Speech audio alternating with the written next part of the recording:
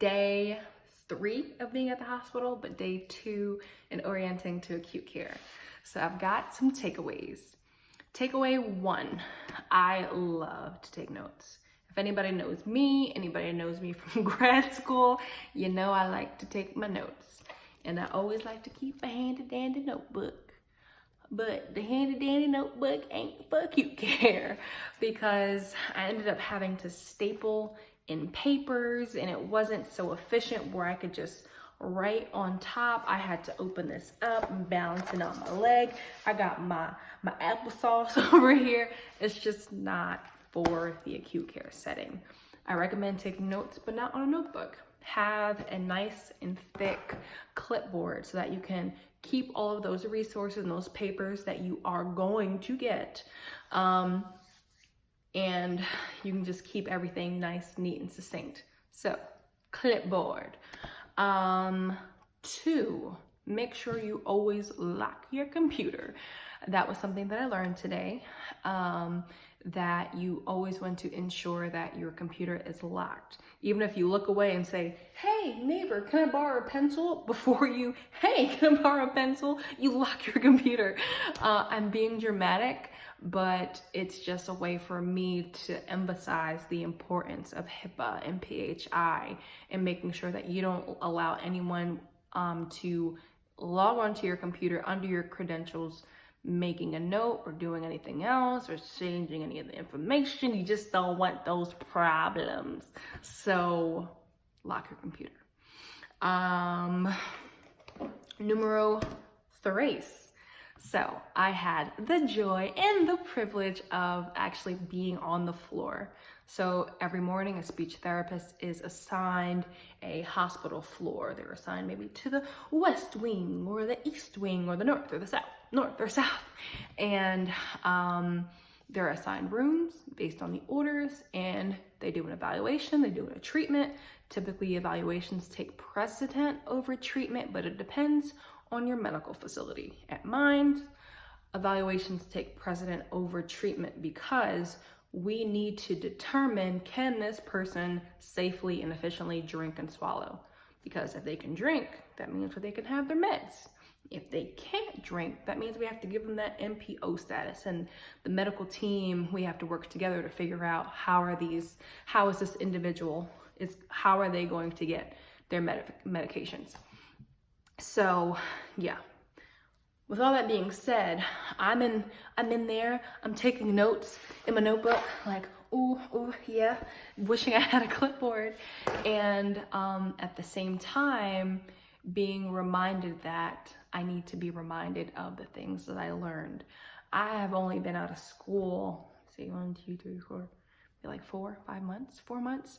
And I need a refresher. So jumping right back into it is a refresher in and of itself. However, I don't want to have to spend so much time rummaging through my long-term memory in order to figure out what I'm going to do in front of this patient right in front of me. Granted, I'm given this grace period, hallelujah for grace, where I'm growing and I'm learning and I'm watching and I'm seeing. However, I still have a job to do. And my job right now as a person that's observing is to prime myself to these terms and this terminology and these methods. And I've got a solution. I think you saw it. I've got a solution. Haha. Medical speech language pathology. I found this book on Amazon. I read a really good review, actually multiple good reviews about it. And I may be adding to that library of good reviews because it gives a nice, succinct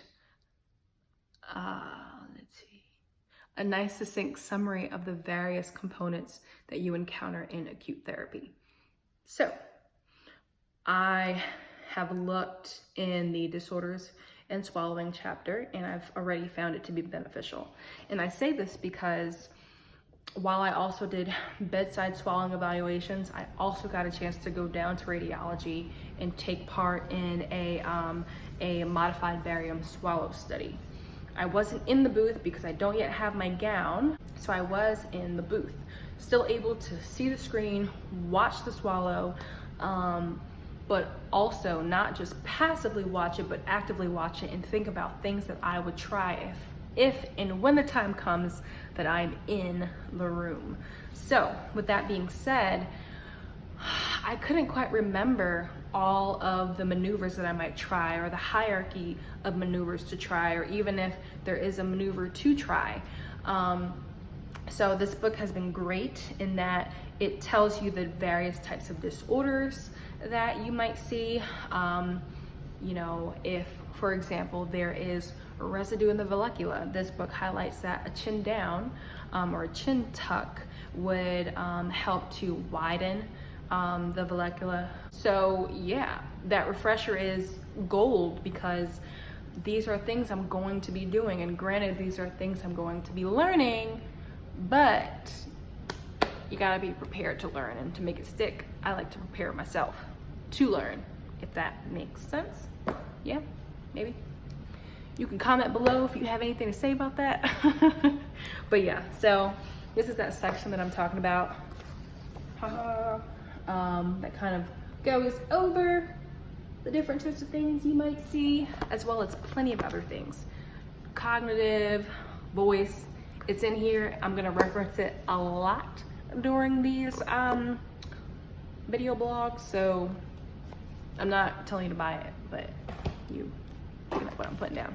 All right, I think that is pretty much it. I am excited and pumped, and actually need to go out and buy more scrubs because I don't have too many scrubs. So yeah, I can do reviews on that if you want. You let me know.